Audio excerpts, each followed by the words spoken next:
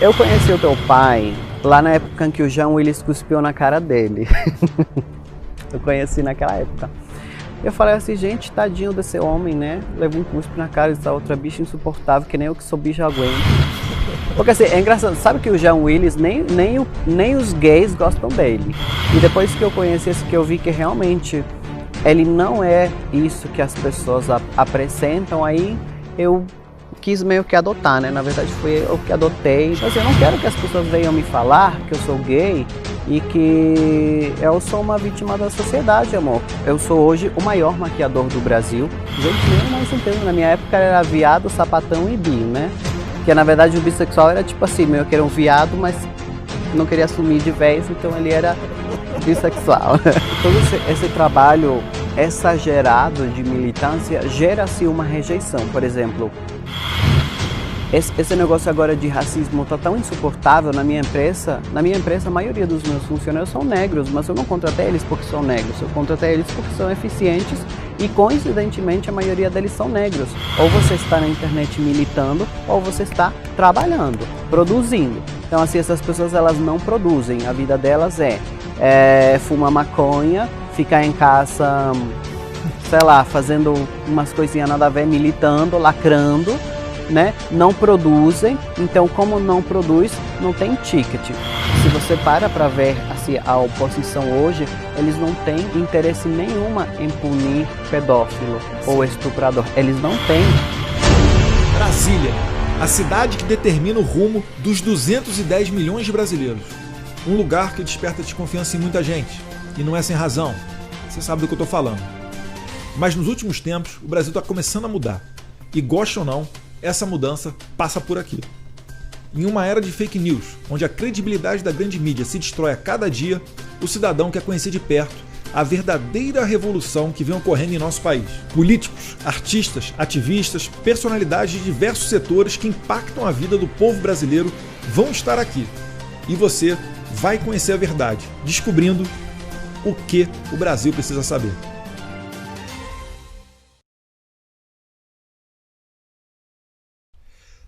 Fala pessoal, o Brasil precisa saber, está com sotaque especial. A gente está recebendo o uruguaio Agustín Fernandes. Toca aqui, Agustín. Eu vou na fonoaudióloga tirar esse sotaque, não aguento mais. Não, precisa não, tá tranquilo. Sabe que recentemente eu fui para Espanha com uma amiga brasileira.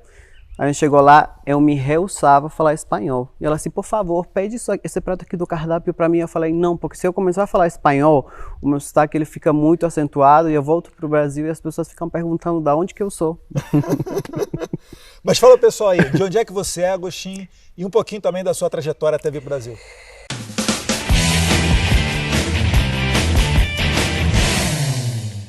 Olha, eu nasci no Uruguai. Para quem não conhece, o Uruguai fica no sul da América Latina, né? Depois lá da cidade da tua esposa. É o sul do Rio Grande do Sul. É, o sul do Rio Grande do Sul. É tipo assim, fica um pedaço lá que ninguém queria, nem a Argentina queria, nem o Brasil queria. Pelo contrário, os dois queriam. Aí se tornou um país independente que se chama Uruguai, que tem hoje 5 milhões de habitantes. Na época em que eu vim para o Brasil tinha 3. Tipo assim, então, um bairro de São Paulo, E... eu nasci em Minas, é bem no interior do interior do interior. Nasci lá, gente, é verdade, né? Nasci lá. Esses dias eu estava até lembrando de tudo o que aconteceu lá e falei assim, nossa, parece que estou falando de outra pessoa. E morei lá até 18 anos, né? Eu fiz 18 em agosto e em fevereiro eu vim morar para o Brasil. Então já estava pensando em sair do Uruguai já? Sempre quis sair, né? Porque lá era assim muito... eu sempre fui visto na minha família como a pessoa ambiciosa. E você ser ambicioso de ter sonhos, de querer progredir na vida, é uma coisa mal vista quando você nasce num ambiente muito simples, sabia? Tipo, as pessoas elas acham que é ruim você querer ter uma vida diferente daquilo que você nasceu ali. Eu tinha uma vida assim era bem de escassez, tudo era escasso. Então assim, a gente não tinha uma estrutura familiar, ela era escassa. Nós não tínhamos amor, era escasso. A minha mãe nunca falou que nos amava. Eu fui ouvir isso aqui no Brasil. Olha. De um namorado que eu tive quando eu cheguei. Quando ele falou assim, eu te amo, fiquei assim, meu Deus, que é isso? O que está acontecendo? Porque eu nunca tinha ouvido. Então, assim, mas eu queria mudar, né? Porque lá a gente assistia muitas novelas brasileiras e eu via que as pessoas tinham uma vida diferente da nossa, né? E aqui no Brasil você parou em qual estado ou cidade primeiro? Eu fui Pegou primeiro... um avião de primeira classe, não é isso? Não, eu vim de ônibus. Foi horrível, um dia inteiro de ônibus. Aí eu nunca tinha... Imagina, eu nunca tinha saído do país, nem da minha cidade. Aí a gente passou na aduana, né? Uhum. Aí tem que mostrar o documento, eu não tinha nem passaporte, não tinha nada. Só o meu RG do Uruguai e como tem um negócio do Mercosul, né? Eu preenchi um papelzinho que eu guardei para depois fazer o meu RNE, que foi assim a minha grande conquista. A identidade estrangeira, né? Foi a minha identidade por 2 anos, né? De temporário de estrangeiro, né? Que eu fiz na Polícia Federal. Ai, foi horrível, eu vim chorando o caminho inteiro, porque imagina, eu não falava uma palavra em português, eu não sabia nem onde que eu estava, mas o dinheiro que eu tinha dado para eu comprar uma passagem de ônibus até Florianópolis. E eu tinha visto na internet que em Florianópolis tinha muito turista argentino e uruguaio, então eu falei, eu vou para lá em fevereiro, que é alta temporada, então, né, pelo menos eu vou conseguir me comunicar com estrangeiros. Aí o que aconteceu? Eu cheguei e já comecei a trabalhar assim, né, querido, com visto de turista, limpando o chão de um salão na praia que atendia argentinos e... Deixa eu adivinhar, era ali para Canasvieiras, ingleses, norte da ilha. Ali ocorre, tem 2 lugares em que os argentinos invadem e dominam, principalmente ingleses, era na praia dos ingleses, Canasvieiras era luxo para mim. Em Búzios também, em Búzios muito argentino, inclusive abre pousada. Eu ganhava R$3, R$2,90 por cada cabelo que eu lavava. Era uma miséria naquela época, só que para quem veio do Uruguai, a conversão era de 30 pesos. 30 pesos, imagina que quando eu morava no Uruguai, para eu ganhar 30 pesos, não sei, tinha que fazer umas coisas sinistras. Então para mim era muito dinheiro. E aí assim que eu cheguei na rodoviária, eu mandei mensagem, eu tinha meio que conversado com uma outra uruguaia que morava lá, e ela me levou para casa dela, e aí eu toquei a minha vida, assim, só que o bom é que eu sempre fui muito de, eu quero mais, sabe, tipo, eu quero mais, então eu já fui fazendo a minha vida e... E como é que você entrou na questão da maquiagem? Porque hoje em dia você, pode dizer, é um empresário de sucesso, tem a sua marca. Como é que foi essa transição, o pulo do gato para você virar esse empreendedor? Eu acho assim, que o importante desde aquela época foi assim, eu conhecer como que eu funcionava. Eu sou uma pessoa que eu funciono com recompensa. Então assim, eu amo cozinhar, só que cozinhar não me dá recompensa, não me dá dinheiro para eu ter qualidade de vida. Então, eu não vou me dedicar a isso, né? Vou me dedicar a algo que me traga uma recompensa. E na área da beleza, eu tinha muita facilidade e existia uma recompensa, existia uma demanda do mercado e uma facilidade de você crescer sem você precisar estudar, porque eu tenho ensino médio incompleto, tá? E assim, né? Não querendo estimular as pessoas a não estudar, mas assim, se eu dependesse disso para ter sucesso, meu Deus, hoje eu ainda estava vendendo o meu corpício, né? Então eu queria assim, uma coisa que fosse rápida e que trouxesse resultados rápidos e que eu tivesse facilidade. Eu acho que isso é fundamental na nossa vida. Assim, como que eu posso fazer para ganhar dinheiro, para mudar de vida? Faça alguma coisa que seja fácil de fazer para você, que não te gere sofrimento fazer aquilo, tipo, ai meu Deus, queimar a cabeça, né? Me desdobrar. E que te traga um resultado rápido. Tipo assim, eu fiz, recebi, porque aí você vê o progresso, senão você não vê, né? Eu particularmente acho assim, que eu estudar durante 10 anos, não, como te disse anteriormente, né? Não querendo estimular as pessoas a não estudar, mas assim, você estudar durante 10 anos para se formar numa profissão onde você vai ganhar R$10.000 por mês, que hoje em dia é meio que o sistema de educação é tipo assim, né? Eu falei, não quero isso para mim, não tenho nem estrutura para bancar isso, né? Então vou ali atrás de uma profissão que ela seja autônoma e que eu possa garantir o retorno do meu esforço conforme o meu desempenho. Pronto. Entendi. É uma questão de perfil, né? Mas se eu não tivesse feito sucesso com maquiagem, talvez eu teria feito sucesso numa outra área que dependesse do meu esforço. Eu acho que se eu tivesse um cachorro quente, seria o melhor do bairro. Eu me vejo assim, sabe? Porque eu sempre dei o meu melhor e fui atrás de uma recompensa. Então é isso. Eu funciono assim, né? E uma coisa, é verdade que você votou no Mujica antes de sair do Uruguai? Menino, militava. É porque assim, eu até que entendo ser pessoal de esquerda, sabe? Porque assim, quando você vive num ambiente onde você não tem nada, a única coisa que você tem que pode te diferenciar dos outros é um aspecto pessoal. E num ambiente onde ninguém tem uma expectativa de ser alguma coisa, a única coisa que pode te diferenciar é você ser gay, ou ser lésbica, ou ser hétero, né? Não tem, né? Que é um aspecto pessoal. Então, eu realmente me sentia... A gente está falando de 11 anos atrás, né?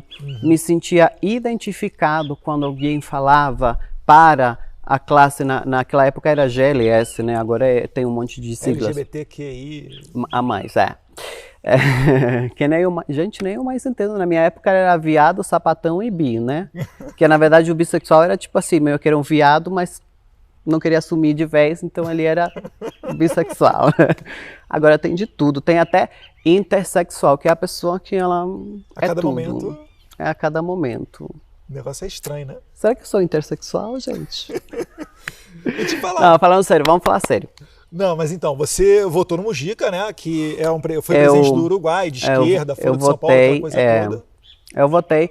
Porque assim, o que eu vejo, né? Hoje em dia eu vejo diferença. Hoje eu acho que assim, se você for uma pessoa desinformada, ou você acaba indo atrás de quem representa a sua situação. Então hoje, por exemplo, quando o pessoal vota uma pessoa que rouba, né? Tipo, alguns candidatos que a gente sabe que eles vêm para roubar, para matar e destruir, é porque assim, a pessoa olha para aquilo, ela se reconhece naquela imagem e ela quer alavancar aquilo que ela se reconhece. Eu não me reconheço mais nisso, porque eu fui crescendo e o meu crescimento foi rápido, porque em 10 anos você não ter nada e de repente você... Tipo assim, eu sou hoje o maior maquiador do Brasil. Eu recebi recentemente em Las Vegas um reconhecimento como o maquiador homem mais influente da América Latina. Eu e mais uns ali grandes, que assim, o pessoal dos Estados Unidos é bem maior, né? Mas na América Latina eu sou o mais influente, que movimenta mais pessoas, enfim. E eu tenho hoje outra perspectiva das coisas, de como tudo funciona, de como eu funciono, que eu sou uma pessoa construída por vários aspectos, não só por orientação sexual, igual esse pessoal, ele pensa e ele age, né? Eles são só construídos de orientação sexual. Só que isso aí não preenche ninguém, né? Você ser um homem, independente de ser gay, bi, enfim, você ser um homem heterossexual que vive em função da sua sexualidade, isso aí não te preenche. Você vai precisar trabalhar o seu lado espiritual, né? O seu lado profissional, você saber que você é uma pessoa útil, que você pode fazer coisas que vão te promover, que vão promover outras pessoas, que você pode ter uma equipe, empregar pessoas. Então assim, hoje eu sou construído, né? Eu sou o resultado de uma construção, de eu ter trabalhado todos os aspectos da minha vida. E quando eu olho para essas pessoas, eu vejo que elas não trabalham todos os aspectos das vidas delas. Tanto assim que a maioria deles, o discurso é esse, por isso que eu não me vejo, mas eu não quero julgá-los, né? Porque eu já fui assim alguma vez, mas eu não me vejo no discurso deles, porque eu acho que eles não trabalham tudo. E se você olha para essas pessoas, realmente elas não trabalham. Você vê que elas têm esse discurso, mas elas não têm sucesso num outro âmbito da vida. Elas não têm sucesso profissional, ou quando tem, é uma coisa meio maquiada. Ela tem sucesso profissional, mas está ali cheio de dívidas, não tem uma casa para morar. Eu tenho, né? Conquistei cedo o meu apartamento, tenho os meus cachorros, tenho uma vida boa. Eu acho que, como disse anteriormente, né, nós somos uma construção de todos os aspectos da nossa vida, não só de um deles, que no caso, que acho que é o mais forte, né, e o que mais me faz, né, as pessoas querem entender é o da sexualidade, né? De eu ser gay e ser Bolsonaro. Como o que o Netinho falou, né? Esse pessoal aí parece que só vê fiofó, bota o fiofó acima de tudo e é a luz da sua vida aquilo dali. Quando na verdade a vida é composta por vários outros fatores, como você acabou de falar. E eu, assim, quando cheguei no Brasil, as pessoas também falam assim, ai, mas hoje você é bem-vindo na casa do presidente porque você é famoso ou porque você tem dinheiro. Não, eu sempre fui bem-vindo na casa de pessoas conservadoras. Eduardo, sempre. Eu sempre fui muito bem-vindo. Só que o que eu sempre preservei, acima daquilo que eu acreditasse, o respeito pelas pessoas. Então, assim, se eu estou na casa de uma pessoa que é cristã e eu não sou cristão, eu não vou chegar lá falando que eu não vou para o inferno e que Jesus não vai voltar. Eu acho que se eu quero ser respeitado, por que eu chego na casa das pessoas falando isso? E eles fazem muito isso, eles querem ser respeitados, mas eles chamam o crente do cu quente, mas, né, eles falam isso, mas eu não posso ser chamado de bicha. Então, assim, por que o respeito ele é uma via de mão dupla, né? Se não tem da minha parte, né, certamente eu também não vou ser respeitado. E eu sempre tentei respeitar ao máximo, mesmo que às vezes nem concordasse. Eu tenho amigos que são de outras religiões ou de outros. Tenho amigos de esquerda, sim, né? É claro, né? Tem que fazer um mantra antes de encontrar, conversar. Tem que fazer, porque assim, é uma doutrinação muito forte mesmo, é forte. Mas eu tento assim, respeitar eles e claro, né, falar para eles assim que o melhor do que a gente tentar convencer alguém de ser de direita ou esquerda é a própria pessoa olhar para si. Então, assim, certamente uma pessoa de esquerda, quando ela para de olhar para fora, porque eles são muito focados no micro e no externo, mas eles não olham para si. Então, quando você convence a pessoa de olhar para si, de falar assim, se essa ideologia está certa, por que você não é feliz? Porque eles não são felizes em nenhum âmbito da vida deles. Eles são muito frustrados. Eu tenho essa sensação assim das pessoas que eu convivo, de outras pessoas que eu conheço ou que eu vejo nas redes sociais, eles são muito frustrados e essa militância, ela é na verdade um desejo de fazer o outro, aquilo que eles chamam de empatia. Eu quero que o outro sinta tudo aquilo de ruim que eu estou sentindo, baseado em argumentos que eles não são sempre reais, né? A internet está muito cheia dessas pessoas. Eu esses dias fiquei curioso, por exemplo, para entender sobre feminismo, sobre gordofobia. Eu falei, vou seguir essa pessoa aqui, que ela é uma grande referência do Brasil.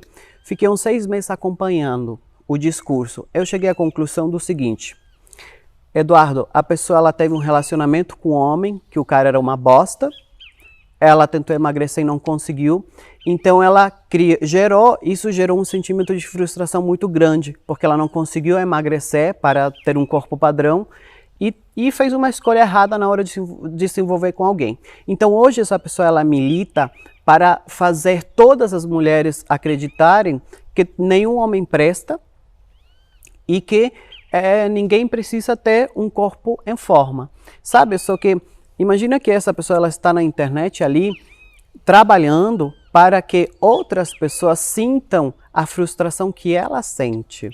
Da mesma maneira que eu incentivo as pessoas a cuidarem de si, a cuidar da pele, tem gente fazendo isso na internet, ensinando as pessoas a sentirem rejeição por uma coisa que às vezes a pessoa não sente, porque assim, relacionamentos que não vão ser bem-sucedidos, nós vamos ter, né? Principalmente se você não fizer a escolha certa, né? Agora a gente dizer que ninguém presta, né? Ou, que esse pessoal é muito... Então, assim, aí parece que pega a exceção e quer transformar em regra e obrigar todos a acreditarem naquela experiência que ela teve. Eu tenho muito assim essa sensação. Eu nunca vou falar de um assunto sem propriedade, sem eu falar, olha, eu vou contra isso porque eu frequento a casa do presidente e ele também vai. Não, eu vou ali observar o que realmente está acontecendo e aí você vê que está faltando assim, de muita terapia, se conhecer a si mesmo, como que eu funciono, sabe? Como que funciona a minha cabeça, como que funciona o meu coração, como que eu faço para construir relacionamentos que sejam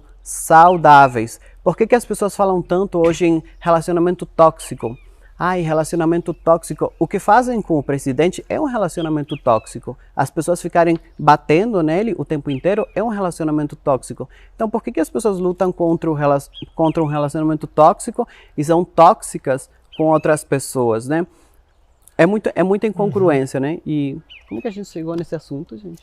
Eu começo a viajar, né? Porque... Não, mas não tem problema não. Deixa eu resgatar aqui o fio da meada, então. saiu de eleitor do Mujica para apoiador do Bolsonaro. Eu lembro que você fez um vídeo que eu até compartilhei no Instagram. A partir Quando é que teve esse momento? A partir dessa... Ah, já entendi, já sei aonde que a gente se perdeu. Porque foi a partir de um olhar para si. Eu acho que as pessoas não olham para si. Elas ouvem alguém que tem um discurso que faz ela se reconhecer, só que esse discurso só tem duas vertentes. Ou é um discurso que vai te promover como ser humano, ou é um discurso que vai promover tudo aquilo que você tem de ruim. Porque, de fato, nós somos pessoas que se o governo e se a sociedade e o Estado não nos punir e não nos controlar, nós temos tendência a fazer tudo aquilo que é de ruim, não é mesmo? Por isso que o presidente, por exemplo, agora durante a pandemia, ele não queria colocar pânico nas pessoas, porque o pânico iria fazer com que muitas pessoas... Imagina, você falar para mim, Agostinho, amanhã você pode pegar coronavírus e morrer. Amor, eu ia pegar todo o meu dinheiro das economias e comprar bolsa e sapato. Agora vai falar isso para uma pessoa que é pedófilo. Você fala pro cara, você vai morrer daqui. Aqui o que? Vai fazer um estrago. Então, assim, tem que existir, enfim. Tá filosofando aí, Agostinho. Porque... Fica à vontade. Raramente converso o que eu penso com alguém, né? Mas você se lixou pra minha pergunta. Vamos voltar lá. Mujica, Bolsonaro, quando é que rolou essa transição aí? Quando é que você falou assim, realmente acho que o Bolsonaro, esse deputado aqui, ou esse candidato, não sei... É o cara que é certo. Eu conheci o teu pai lá na época em que o Jean Willis cuspiu na cara dele. Eu conheci naquela época. Eu falei assim, gente, tadinho desse homem, né? Levou um cuspe na cara dessa outra bicha insuportável, que nem eu que sou bicho aguento. Porque assim, é engraçado, sabe que o Jean Willis, nem os gays gostam dele. O público LGBT não gosta dele, eu não sei nem quem. Dessa vez ele nem teve votos, né? Acho que ele teve 4 mil. Ele baixou bastante, ele quase não entrou, mas ainda foi eleito. Mas ainda assim ele se lixou para os eleitores e saiu fora, foi para a Europa. Então assim, ele nunca foi uma pessoa que simpatizou nem com o próprio público, que aí que é ruim, né? Porque você não simpatizar com o oponente, tudo bem. Agora você não simpatizar com o próprio público, né, querido? Mas enfim, aí eu comecei a acompanhar algumas coisas. Na época eu acho que ele era muito radical, mas assim, ninguém é a mesma pessoa de 10 anos atrás. Claro, ele continua sendo na essência, mas às vezes a gente vai se desconstruindo. Tem coisas que há 10 anos atrás eu achava que não seriam possíveis, hoje eu acho que elas são possíveis, né? E isso o ser humano não tudo, né? Às vezes a gente fala assim, eu nunca vou ter uma vida próspera. Aí você começa a trabalhar, você vê que não é difícil ganhar 10 mil, aí você começa a ganhar, consegue faturar 10 mil por mês, aí você fala, vou tentar faturar 20, né? É possível quando você vê que você está faturando milhões, que nem o Luciano da Havan, e você vê que é possível, né? Enfim, aí eu tive essa mudança, comecei a acompanhar pessoas que apoiavam ele, que eu também me reconheço. Principalmente, assim, eu nunca me manifestei a favor de ninguém que não fosse ele, né? Nem de vocês, inclusive. Porque também, assim, não queria muito me aprofundar nesse negócio de política. Mas eu sou apaixonado pela ministra Damares, eu acho que é uma pessoa, assim, muito importante no governo, uma pessoa que eu olho para ela e vejo que é das poucas que tem realmente essa lealdade de ir até o final e não trair a confiança do seu pai em troca do próprio benefício, que é uma coisa que está acontecendo, que a gente já sabia que ia acontecer com outros candidatos que vieram naquela onda de se eleger, enfim, que fizeram esse alpinismo para se promover e depois deram as costas. Sim, sim. E assim, eu gosto dele, gostei mais ainda quando, porque no início foi realmente assim, um apoio assim, eu sou empresário, né, eu quero viver num país mais próspero, eu quero que o dinheiro circule, que as pessoas gastem mais, eu quero gastar mais também, então vou apoiar ele. Aí depois eu fui na casa dele, conheci a Michelle. Mas é isso que eu perguntei. Ele te chamou, fez contato pelo Instagram? Foi através da Ediane, uma militante bolsonarista, a Ediane e a Flávia, que me levaram lá na casa dele. Eu tava, a Ediane e a Flávia. Com um sapato baixinho, rasteirinho, né? Isso, eu tava. Tô brincando, que tava de salto. Deixa eu ver. Tava com uma bota, tava com uma bota. Eu lembro. Aí eles me levaram e eu adorei ele, porque realmente, né, naquela época eu não tinha me interessado pelo Jair pessoa, era mais pelo Jair político, né? E depois que eu conheci esse, que eu vi que realmente ele não é isso que as pessoas apresentam, aí eu quis meio que adotar, né? Na verdade foi eu que adotei. Chegou até a dar um presente pra ele? Dei presente. Mas ele é tão simples, né? Ele não usa nada. O que Ele você deu de presente pra ele? Um relógio. Caiu no erro de dar um relógio pra ele. Dei um relógio. Você não sabe que ele é patrocinado? Ainda tu ele me tem mandou, patrocínio vitalício. ainda tu me mandou direct e falar assim, olha, Agostinho, ele vai no Paraguai e compra esses relógios Na de 20 punhada, reais. Às vezes ele dá pra um, dá pra outro. Ainda bem que tu avisou que ele não ia usar mesmo. Mas eles não usam, né? Nem ele, nem a Michelle. Dei um sapato caríssimo pra Michelle nunca usar. Ela, eu não me importo. Eles não se importam, né? Isso que é lindo, né? Que faz eu admirar. Eu falar assim, gente, eles realmente não estão nem aí, né? Nem pra nada, assim, aqui... E eu fico... Aqui não. E eu fico imaginando, porque assim, na cabeça desse pessoal, principalmente a pessoa da militância LGBT, que é mais raivosa e tal, eles devem imaginar que se eles encontrarem com o Bolsonaro vai sair pra cima deles e tentar agredir, fazer alguma coisa pelo simples fato de reconhecer ali um homossexual. E na verdade foi justamente o oposto, né? Quando você entrou na casa dele, eu lembro que você estava de bota, batom, e abraçou, bateu foto. Sim. Foi a festa. Uma coisa que eu acho que eles fazem é que todo esse trabalho exagerado de militância gera-se uma rejeição. Por exemplo, esse negócio agora de racismo está tão insuportável na minha empresa. Na minha empresa, a maioria dos meus funcionários são negros, mas eu não contratei eles porque são negros, eu contratei eles porque são eficientes e, coincidentemente, a maioria deles são negros. Mas essa militância é tão chata, tão chata, tão chata, que nós temos um relacionamento incrível e, do nada, eu comecei a ficar com medo. Sabe, eu sou uma pessoa que eu gosto de chegar no escritório e pedir McDonald's para todo mundo comer Mac, e a gente come batata frita e toma Coca-Cola.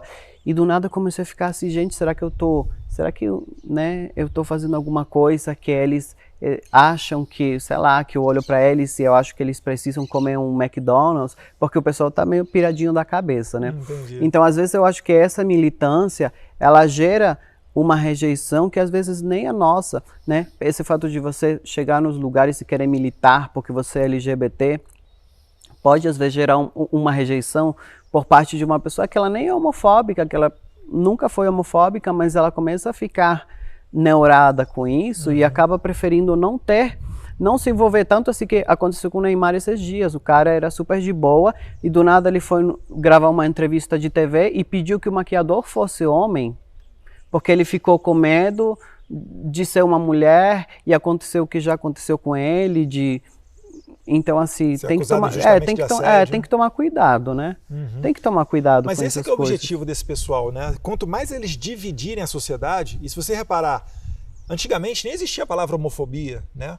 O racismo não era encarado da maneira que é hoje, com Black Lives Matter tocando fogo lá nos Estados Unidos e eles tentando trazer isso para o Brasil. Inclusive, racismo era uma coisa que eu já fiquei muito inconformado, porque eu tenho amigos negros, já namorei pessoas negras, enfim, e o seu pai é amigo do primeiro damo, né?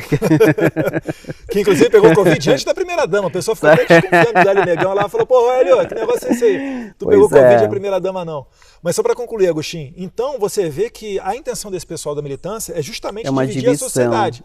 E sempre quando existe divisão, que eles criam homofobia, eles criam outras coisas, gordofobia, etc., o que surge no momento seguinte? Um político de esquerda dizendo que ele é o protetor daquela minoria. E quando você une todas essas minorias, na verdade, você tem uma maioria, né? Que são negros, gays, mulheres e tal. E assim eles vão se perpetuando no poder. É tudo um discurso, né? Primeiro, eu crio uma consciência de que a pessoa precisa de ajuda e depois eu me torno quem vai ajudar essa pessoa. É mais ou menos esse processo. Eu já percebi, acompanhando essa feminista que eu te falei que ela é feminista e anti-gordofobia e lésbica e não sei o que, ela se apresenta assim. Ela tem um livro de aceitar o corpo, de aceitar o próprio corpo. E o que eu percebi é que ela dava muito nos stories, assim, ela o tempo inteiro fazendo a audiência dela se sentir que não se aceitava. E na sequência vendia o livro. Entendeu? Mas assim, você tem que parar de se odiar, então compre o meu livro. Sabe? E aí eu falei assim, peraí. Então assim, é um círculo. E é um círculo vicioso, é como se fosse realmente um relacionamento de retroalimentação. Tem uma pessoa ali que ela tem uma fragilidade e outra que alimenta a fragilidade e na sequência vende a solução de algo que ela mesma alimentou. É muito louco, né? Então assim, eu entendo que muitas pessoas não entendem o que a gente está falando porque tem que ter sim uma consciência a mais para você entender que isso aí é um círculo vicioso, onde você é primeiro viciado de informação e na sequência utilizado como massa de manobra, né? Com certeza. É assim que eu me sinto. Então assim, eu não quero que as pessoas venham me falar que eu sou gay e que eu sou uma vítima da sociedade, amor. Que eu sou... As pessoas falam que eu sou chaveirinho de hétero. Desculpa, que o meu chaveirinho, no caso, é você. Você que é o chaveirinho de homossexual, querida. Porque é você que compra as minhas maquiagens para sua esposa, não é? Dá uma vontade de falar para esse povo. Gente, mas assim, é que o pessoal me chama, né? Ai, mas ele é chaveirinho de hétero, ele é usado pelos héteros. E eu falo assim, gente, mas pelo amor de Deus, são eles que compram os meus produtos, que... me sustentam, que colocam pão na minha mesa, eu não sirvo eles. Se for olhar para esse sistema, são eles que me promovem. Né? E uma pergunta, quando você apoiou o Jair Bolsonaro, sofreu muita resistência, tomou pancada da militância, sua rede social também, como é que foi isso? Você sofreu algum tipo de boicote? Foi. Na verdade, sim, na época você me avisou, né?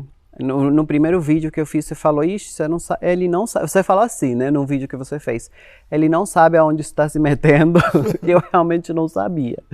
Assim, o que acontece? Todos os meus negócios que dependiam de terceiros, eles acabaram. Assim, tinha 200 e poucas lojas físicas que revendiam a minha marca, que não vende mais. Hoje se eu tiver 40, 50 lojas físicas que revendem, é bastante. Por quê? Às vezes o lojista era de direita, mas o vendedor não era. E se o vendedor fosse bicha de esquerda, então, a cliente chegava na loja querendo a minha marca e ele, não, isso aqui é do Agostinho, nossa, não é bom, compra isso aqui. E aí as clientes vinham me avisar no Instagram, olha Agostinho, fui na loja tal, comprei os teus produtos e a pessoa não quis me vender. Então assim, eu vejo que eles são muito articulados, eles são realmente muito articulados, porque eu não tenho tempo de ficar falando, ai gente, não consome fulano porque de esquerda. Não tem, a gente não tem tempo, nós não sabotamos ninguém. Mas eles são muito articulados, que é a única ferramenta que eles têm, sabotar, né? Mas assim, graças a Deus, eu tenho uma inteligência para negócios. Então assim, eu falei, quer saber, né? Eu nunca dependi dos outros para nada, eu sou o provedor da minha casa, vou então, ao invés de potencializar a venda para atacado, para lojistas, vou potencializar a minha loja online.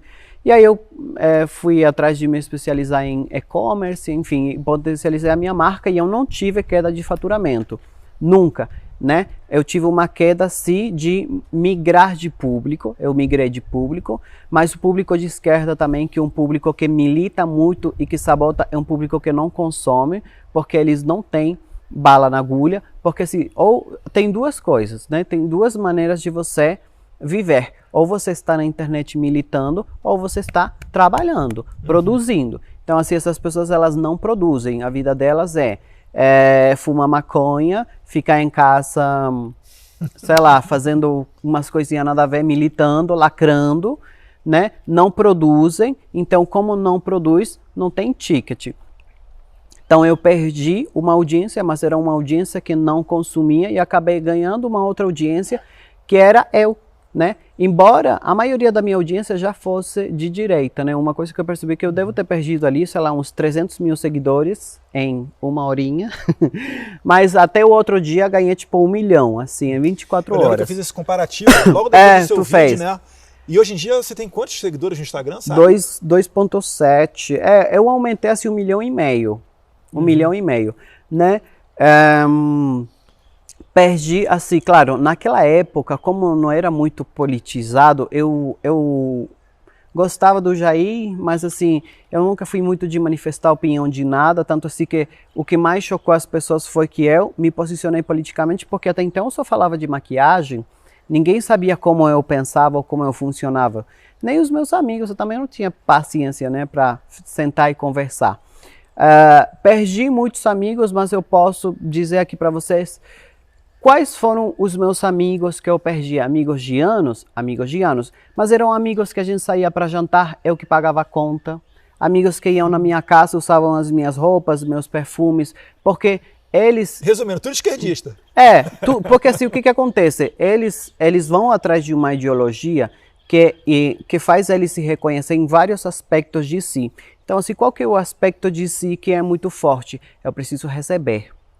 Eu preciso receber. Eu não acredito no meu mérito, no meu esforço. Eu preciso receber. Então, eu já vivia isso na minha casa. Eu já estava querendo me libertar dessas pessoas. Então, para mim foi libertador. Eu saí de ser rodeado de pessoas que me sugavam e que eu era o provedor delas, para eu viver num ambiente onde eu sou cercado de pessoas como eu, que querem trabalhar, ganhar o seu dinheirinho, crescer na vida, ter a sua casa. Essa é a minha audiência hoje, que é a audiência do presidente. Pessoas que querem ter uma vida melhor trabalhando. Pronto, a audiência do presidente é essa, né? Na sua maioria. Então, realmente foi uma mudança de audiência bem radical. Foi uma experiência assim, de eu aprender a me conhecer, sabe? E eu parar com aquela coisa, naquela época eu também queria agradar todo mundo, sabe? Uhum. E eu entendi que quando você quer agradar todo mundo, você não agrada ninguém. Quando você mostra realmente quem você é, como você pensa, você tem uma comunicação assertiva, você perde o medo de falar as coisas e você não é julgado. Eu parei de ser julgado quando eu comecei a dizer as coisas que eu pensava, né? Porque antes eu ficava, né, nesse meio artístico, assim, de blogueiros, de influenciadores, eu maquiava muitas celebridades e todas elas são de esquerda e é muito articulado, esse negócio de teatro, enfim, cantores, paraná, e quem é de direita não pode se manifestar, só se manifesta quem realmente não depende desse meio, que nem Gustavo Lima, né? Uhum. Gustavo Lima tem bala na agulha, ele é o próprio empresário, então assim, ele conhece a audiência dele. Você acha que tem pessoas assim, atores, atrizes, modelos, que fazem parte de agências, etc., que são obrigadas a, por exemplo, encampar a campanha, ele não? Ele sim. Ou são constrangidas a fazer isso, na época não perdem seus contratos? Na época teve, nós já falamos disso nos bastidores, né? Tem uma agência de marketing de uma pessoa que ela é extremamente anti-Jair Bolsonaro e é tudo articulado, assim, hoje nós vamos postar isso aqui, hoje nós vamos falar mal dele, hoje nós vamos incentivar as pessoas a não votarem nele. Isso aconteceu. Eu fui questionado porque fui a única pessoa que não postou aquilo, né? Então uma agência que dá ordem para o pessoal que tem influência nas redes sociais, etc. Uma pessoa que não gosta dele tem agência, e aí você vê que realmente tem, porque, né? Tinha filha de um cantor famoso que já foi ministro da Cultura. Tem dinheiro do governo ali que é usado para bancar trio elétrico, sabe? Então, assim, trio elétrico, fazer isso, fazer aquilo. E eles não têm tanto isso hoje, né? Uhum. Mas, Agostinho, você falou da ministra Damares. Você atualmente tem alguma frente em que você colabora, ajuda com o trabalho dela? E se puder falar do episódio também que você falou anteriormente sobre coisas que você viu no celular da ministra. Eu ajudei a ministra Damares na campanha de violência contra a mulher, né? Porque, na verdade, a minha audiência é quase 80% mulheres. Então, eu usei a internet, coloquei à disposição dela, na verdade, para que ela pudesse divulgar essas ações.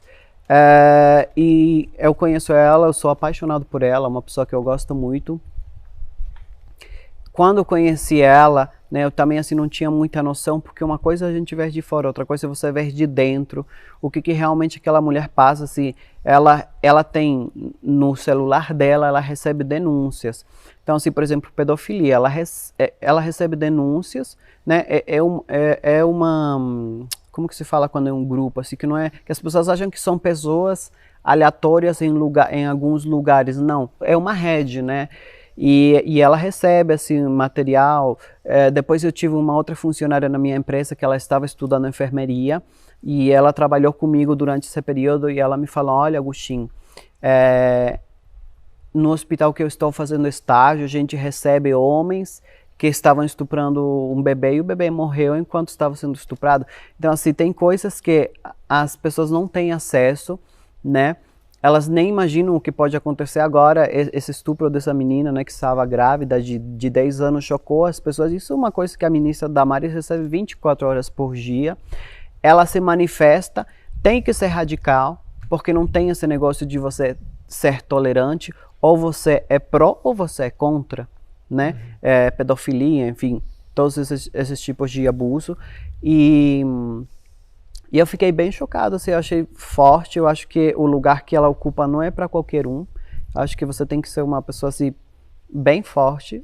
Eu não tenho estrutura, tanto assim que eu ajudei ela uma vez, eu falei, olha, se eu puder repostar alguma coisa, né, e te ajudar, mas assim, eu me envolver, eu não tenho estrutura psicológica para isso. Esses dias também, eu e a Michelle, a gente saiu para distribuir marmitas, e de um barraco saiu uma menina, que acho que ela tinha 12 anos, grávida, e é assim, né, você vê aquilo, né, porque às vezes a pessoa que está passando por isso, ela não entende o que está acontecendo, mas nós entendemos o que está acontecendo. E você vê que o governo está trabalhando contra isso, e isso é visto como se estivesse sendo errado, sabe? Porque as pessoas não têm, se você para ver assim, a oposição hoje, eles não têm dor nenhuma não, eles não têm interesse nenhuma em punir pedófilo ou estuprador, eles não têm. Eles não querem. Eles não querem, né? Tudo pelo contrário, eles querem facilitar. Eu até tenho um projeto de lei que eu resgatei, originalmente a Jair Bolsonaro, né? De castração química de estuprador. Isso daí, só de conseguir pautar, já é uma luta, né? Conseguir requerimento, aprovar requerimento de urgência, eu vi que etc. algumas pessoas falaram, mas é porque se não estuprar da maneira convencional, eles vão usar algum outro instrumento, só que as pessoas elas não entendem que para essas penalidades existe a penalidade que ela é social, né, de você ter esse histórico e como a sociedade pune isso, né, porque certamente nós não vamos, assim, a verdade é essa, né, eu não vou contratar alguém na minha empresa que tem um histórico desses, né, e tem a pena da pessoa, então, assim, às vezes, realmente a pessoa, ela pode, infelizmente, acabar cometendo esse delito com outras ferramentas, mas o medo da pena pode sim segurar ele, fazer com que ele não cometa esse crime. É o que eu acredito, né? Porque né, quando a gente estuda direito, esse é o efeito preventivo da pena. Quando você pune exemplarmente um bandido, alguma coisa assim, você tende a não incentivar os outros, né? A desestimular os outros que estão pensando em cometer aquele delito. Isso daí é uma coisa que as realidade. pessoas têm que entender, né? Então, quando você fala em pena de morte para alguns casos, né, a morte do agressor não vai fazer com que a vítima ela tenha uma vida normal, né? A partir da morte do agressor. Mas ela vai fazer com que outras pessoas que têm o mesmo perfil não se manifestem, exatamente o que você disse, né? A partir do momento em que você apoia o Jair Bolsonaro, qual foi a reação dessa militância do movimento LGBT? Porque vamos partir do pressuposto que eles ajudam os homossexuais, eles apoiam os homossexuais. Eles fizeram alguma coisa com relação a você? Te ampararam ou te criticaram? Olha, a manifestação que teve na internet deles, que chocou muitas pessoas e que fez com que a audiência do Jair quisesse me acolher, porque eles começaram a me atacar, né? E a audiência do presidente me acolheu. E muitas pessoas ficaram preocupadas, né? Ai, você está bem? Eu falei assim, gente, estou bem, porque isso que eles estão fazendo comigo, eles sempre fizeram comigo. Na verdade, eu nunca fui bem aceito no mundo LGBT, porque imagina, quando eu cheguei no Brasil, eu era pobre, afeminado, feio e maquiador. 4 estigmas muito pesados no ambiente LGBT. Eles têm muito preconceito com quem é gay e maquiador, porque nós temos... Mas não basta você ser gay para ser acolhido dentro desses movimentos? Não. Eles te olhavam errado por conta disso? Sim, porque assim, no mundo, isso é uma coisa que nunca ninguém falou e que eles se incomodaram quando eu falei. No mundo LGBTQ existe sim muito forte um padrão a ser seguido. Então, assim, o homem que ele é homossexual, ele tem que ser másculo, ele tem que ter o corpo em forma e ele tem que ter, né, bala na agulha, ele tem que ter dinheiro. E eu não tinha nada disso, então, assim, eu nunca fui acolhido. E você, né, não todos, né, não vou generalizar, mas, assim, a maioria, no mundo LGBT é muito presente esse negócio de drogas, né? É muito presente. Então, assim, se você não for, assim, uma bicha que tem um corpo bacana e que gosta de ficar louca na balada e que ao mesmo tempo trabalha e tem grana, você não é acolhido. Então, assim, eu nunca fui acolhido porque quando eu cheguei no Brasil eu era bicha, era uma bichinha, assim, uma pão com ovo que eles chamam, né, uma pé nossa, afeminado, magrinho, não tinha dinheiro para comprar whey protein e malhar. Mas afeminado também é uma coisa que eles Sim, rechaçam? sim, nós temos um padrão de masculinidade, tanto assim que acontece muito, né, de que eles gostam que o homem pareça homem, né, e tem um discurso, né, se eu gostasse de mulher, de afeminado, eu ficava com mulher, né, eles falam muito isso. Então, assim, esse negócio de homofobia, para mim, sempre esteve, de rejeição, de homofobia, sempre esteve muito presente no próprio meio LGBT. Eu sempre fui muito recebido por pessoas conservadoras. Então, essa luta, assim, eu acho que ela é meio incongruente, até quando se fala em transfobia, porque o homem que ele tem o hábito, né, que se envolve com transexuais, enfim, ele também é LGBT. Então, se você para ver, as agressões são meio que entre LGBTs, né? Uhum. É muito complexo de entender, mas, enfim, assim, eu nunca fui aceito, não é de hoje, né? Nunca gostei também porque eu acho que o ambiente LGBT quer ir mais. Ele reúne muitos aspectos, é como se assim, nós realmente sofremos preconceito pela nossa família, eu também fui rejeitado, só que imagina que naquele grupo, é um grupo onde só tem pessoas que foram rejeitadas. Qual que é, né, o sentimento que reina naquele grupo? É o de família? Não, é o de rejeição. Então, assim, eu não queria estar lá dentro, vivendo a realidade deles, porque dentro desses pequenos problemas também tem os grandes problemas, né, e coisas assim que eu via que eu não gostava, e assim, sei lá, eu não senti diferença nenhuma, porque mesmo, como eu te disse, mesmo que eu seja homossexual, que eu seja feminino e tudo mais, eu nunca fiz muita questão de viver o mundinho deles, sabe, porque eu sabia que o mundinho deles é um mundinho que não tem perspectiva. Se você para ver, eles descartam muito fácil, por exemplo, quem é ícone LGBT. Quem que foi ícone LGBT e que foi descartada com muita facilidade? Madonna. Madonna foi um ícone LGBT. Se tu entra hoje no Instagram dela, a coitada tem 5 milhões de seguidores. As pessoas não pagam mais para ver ela. Agora uma pessoa que não foi ícone LGBT, que foi um ícone de todas as pessoas, que tem um público bem conservador, que é valorizada, que é promovida pela audiência até hoje, Celine Dion, que é da mesma geração ali que Madonna. Então você vê que eles descartam muito fácil. Agora a Anitta é o ícone LGBT, mas ela é validada e desvalidada constantemente, que é uma outra coisa que é muito presente no mundo LGBT. Eles validam você e desvalidam constantemente. Se você não tiver uma estrutura psicológica muito forte, você fica depressivo no próprio meio, porque um dia você presta, outro dia você não presta. Aí outro dia você presta, outro dia você não presta. Então, assim, eu já, desde muito antes de Jair Bolsonaro, eu já tinha descoberto, né, já tinha percebido como que era toda essa estrutura, e eu não queria fazer parte disso, porque eu queria ter uma carreira que ela fosse não eterna, porque eu sei que ela vai durar, talvez, sei lá, até os 45 anos, também não vou ficar me maquiando, né, com barba, com 50 anos, vou ser um senhor, né, mas assim, 60, mas eu não queria ser validado e desvalidado constantemente, e é o que eles fazem, né, se você vê, imagina quantas pessoas circulam no mundo LGBT de artistas e compara com o sertanejo. Hoje no sertanejo você olha e você vê que tem Leonardo, que é antigo, tem Eduardo Costa, tem também Gustavo Lima. Pode ter todos. No mundo LGBT não tem todos, tem só um, 2 no máximo. Não tem mais de 2, né? Porque eles descartam. Então assim, isso aqui é bom, aí de repente aparece um outro, eles trocam. Eu não queria isso para mim. Enfim, mas é tudo uma estrutura que acho que a gente tem que gravar um programa só para isso, e realmente eles se incomodaram muito com eu falar os podres, porque eles não queriam falar, porque o que eles mostram da perspectiva deles, né, é que é tudo perfeito, né, é tudo colorido, que existe um acolhimento. Mentira. Parece tudo novela, né?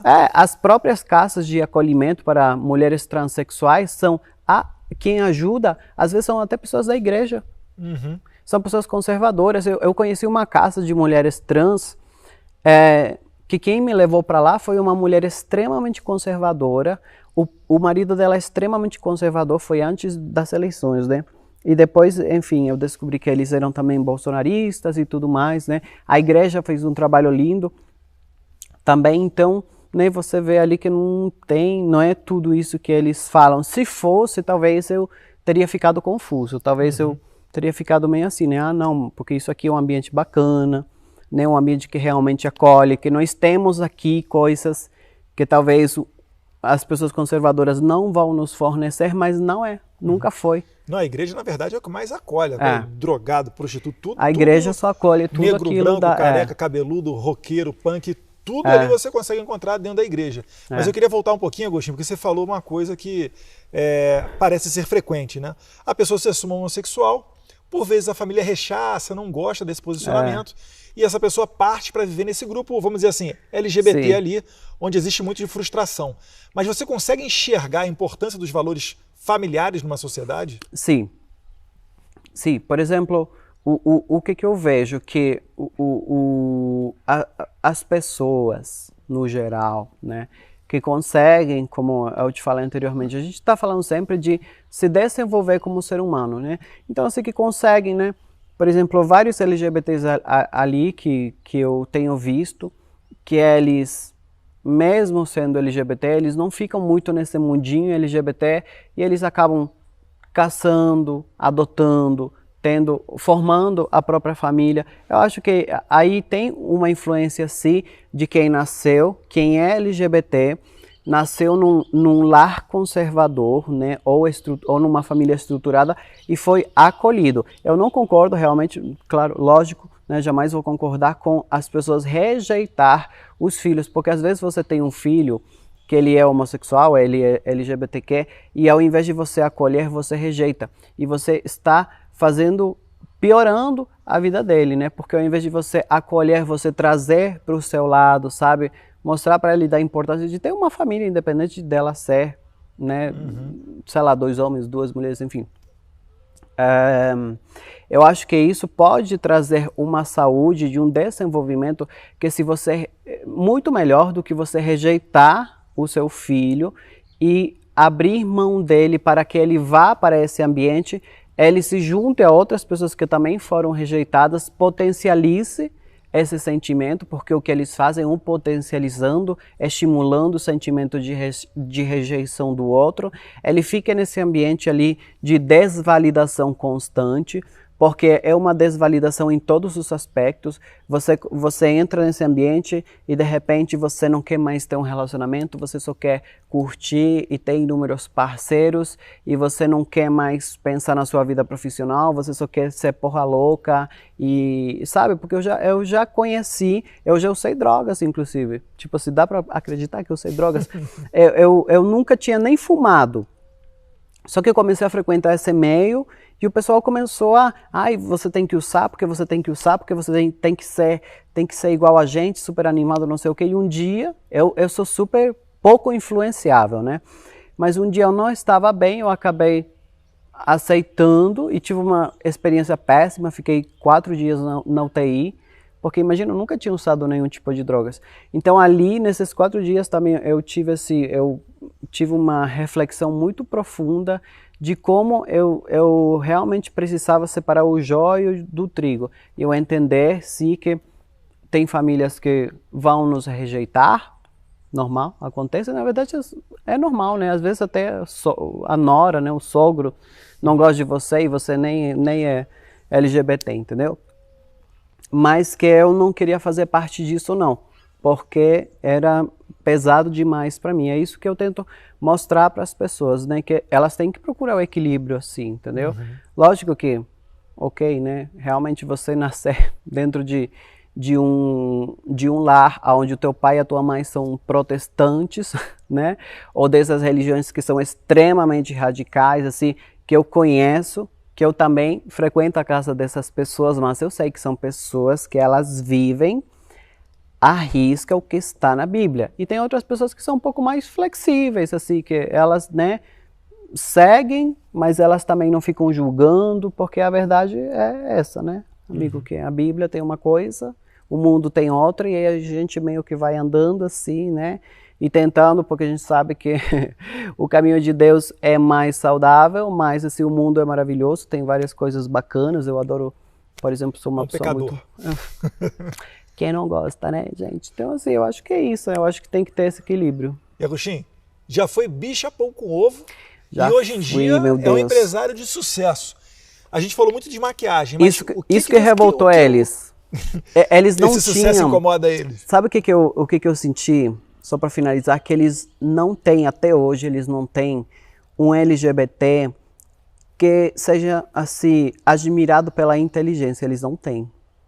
Eles não têm uma pessoa como eu para falar, para sentar numa mesa e falar. Tem o Jean Willis que cuspe na cara dos outros. Aí tem um pessoal meio esquisito, assim, que não sabe se comunicar, que não sabe... Não é saber se comportar, mas é que não sabe se expressar, né? Então eu acho que também isso gerou muita frustração, porque eles viram que eu poderia ser um militante LGBT, mas eu estava do outro lado. Mas enfim. Não, perfeito. O que eu ia falar é o seguinte, o que a sua loja vende exatamente? A gente falou muito em maquiagem. Né? Eu vendo de tudo, Eduardo. Eu sou uma pessoa assim, como eu te falei, eu não me limito a nada, né? Da mesma maneira que eu não me limito a isso, eu sou assim para a vida, não só politicamente. Eu não me limito a eu ser homossexual para viver no mundo LGBT, não. Então assim, eu não me limito a eu ser maquiador. Então assim, hoje eu tenho um livro sobre negócios, né, onde eu ensino as pessoas a planejar a carreira. Por isso que eu sempre falo, né, tem muitos maquiadores que são muito bons, mas não têm sucesso, não ganham dinheiro. Então a gente tem que trabalhar todos os nossos aspectos, inclusive o planejamento profissional, né? O meu livro é sobre isso. E na minha loja, né, na minha linha de cosméticos, eu devo ter ali mais de 200 produtos. Como né? É que é o nome da loja? Lojadodivo.com. Esse é o nome da minha loja, do meu e-commerce. Lápis. Tem de tudo, olha, tem até linha de casa. Eu tenho uma linha home, de casa? Que tem difusor, aquela água de tecido, sabonete de mãos. Eu tenho uma linha pet, tô lançando agora 4 perfumes e tenho uma linha de coleiras que já está no Brasil todo. Como é que é o nome dos cachorros? Jair Messias, Beyoncé, Shakira e Dama. Queria mais um agora, Celine Dion, mas aí eu vou ter que morar em casa, porque 5 cachorros dentro do apartamento não dá, né? Eu tenho... E o Jair Bolsonaro é um Rottweiler, né? Não, é um Pomeranian. Eu acho que é homossexual. O meu Jair Bolsonaro é homossexual, porque ele é um cachorrinho... Sabe aqueles cachorrinhos assim, tudo que parece doente? Ele quer ficar no colo, eu falo assim, meu filho, era pra você ser homofóbico, não pra você ser gay, né? Mentira, gente. Na minha coleção tem de tudo. Na verdade, que é tanta coisa, né? Porque todo dia eu quero fazer uma coisa diferente. E como eu sempre falo para as pessoas, sejam o mais desconstruídos possíveis, né? Porque existe ali inúmeras possibilidades da gente trabalhar. Antes da pandemia, eu estava abrindo lojas físicas para depois vender franquia. Graças a Deus que não fiz antes da pandemia, porque senão teria me lascado, né? Imagina 6 meses pagando aluguel de shopping de 10 lojas. Ali já ia uns 400 mil reais, né? Por aí. Enfim. Mas é isso. Tem para olhos, tem até ácido hialurônico, vitamina C. É muita coisa, gente. Então quem quiser saber, é só entra lá na loja do Divo. Tem lá, tem muitos produtos. Show de bola. E pessoal, chegando no final aqui do nosso programa, vocês já sabem que é a hora do livro. E pessoal, o livro dessa semana aqui no Brasil, para você saber, é esse daqui do Jordan Peterson, 12 regras para a vida, o antídoto para o caos. O Jordan Peterson, que é psicólogo, assim como a minha esposa, que já leu esse livro e super recomenda também.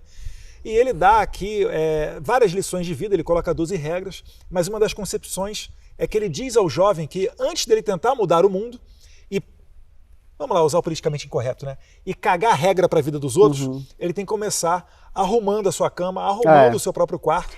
Então foca na responsabilidade individual. A gente tem que ter propriedade para falar as coisas, né? Adorei, obrigado. É bem a minha cara ler esse tipo de livros assim. E ele é, além de psicólogo, né, professor em Harvard, na Universidade de Toronto, uma pessoa altamente qualificada, que inclusive, né, recentemente ele quase faleceu em virtude de uma doença.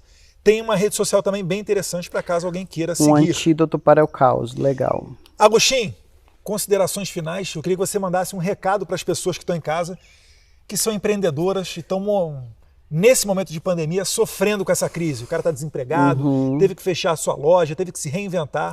Qual é a palavra que você deixa para eles? Eu acho assim que quem é empresário vive nessa construção e desconstrução constante, porque o consumidor, por conta da influência das redes sociais, ele muda o perfil de consumo constantemente.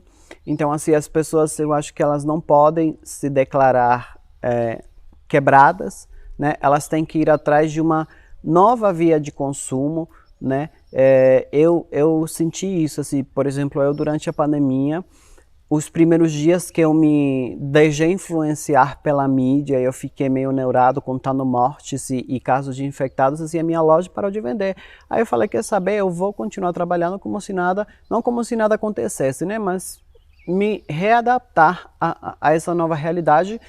E eu continuei trabalhando normal e o meu faturamento foi, assim, quase que triplicou, digamos, né? Durante a pandemia. Então, assim, quando você se comporta, quando você, né, tenta se adaptar e você sempre olhar para si, que nem a gente falou desde o início, você olha para si e você vê como funciona. Como você funciona é como outras pessoas podem funcionar. E quando você tem, geralmente os empresários têm uma audiência que ela é congruente com o produto que elas vendem, né? Então, por exemplo, uma coisa que eu fiz foi, o shopping estava fechado, a vendedora da Louis Vuitton estava vindo na minha casa com todos os produtos e eu comprava lá. Então, assim, o que eu vejo que mudou foi a via de consumo, o comportamento do consumidor, mas as pessoas continuam gastando. Eu acho que se tem uma coisa que nós não somos no Brasil é organizados financeiramente. Então, assim, quem tinha um limite no cartão de R$2.000 para gastar por mês, essa pessoa, mesmo sabendo que estava sem trabalho, não deixou de gastar. A verdade é essa. Eu também não deixei de gastar e nós nem devemos deixar de gastar, porque nós precisamos fazer que o dinheiro continue circulando, que é isso que vai fazer com que todo mundo consiga, né? Se a gente tivesse parado de comprar no iFood e tivesse cozinhado só em casa, a pessoa que era Uber, que passou a ser entregador do iFood, não teria se sustentado durante a pandemia. Então, isso é outra coisa que as pessoas acham errado, né? Gastar, não é errado gastar. Enquanto você estiver gastando, o dinheiro está circulando e outras pessoas estão sobrevivendo, né? O dinheiro que a gente gasta, ele vai para inúmeras coisas ali. O governo recebe uma parte em impostos que injetou na saúde, ajudou os estados a montar o hospital de campanha, comprar respirador. Então, assim, a gente não pode deixar de gastar e a gente não pode também se dar por vencido. Tem que só se readaptar a essa nova situação. Eu acho que eu fui claro com isso, é assim que eu penso, é isso que eu fiz e o que trouxe resultado para mim, né? Que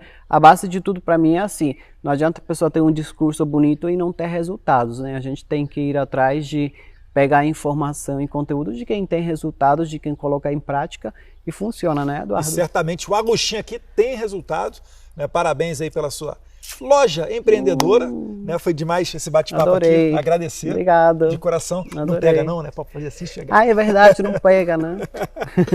Não, brincadeiras à parte, gente. O Agostinho aqui é um amigo da família, né? Tem contato próximo com a primeira-dama, tá toda hora com o presidente, já passou o Natal junto com o que eu não presidente. postou nada, acho que as pessoas... isso foi uma coisa, né? Ele foi usado pelo presidente para se eleger gente. Nada, tá por fora, sabe de nada. Mas agradecendo aqui mais uma vez, Agostinho, e convidando você para se inscrever no canal, aquele negócio lá de apertar o sininho para receber notificação, porque a gente não vai parar por aqui, haverá outros programas, O Brasil Precisa Saber, e a gente só está aqui por causa da sua audiência. Então, muito obrigado, até a próxima, fique com Deus. Tchau, gente.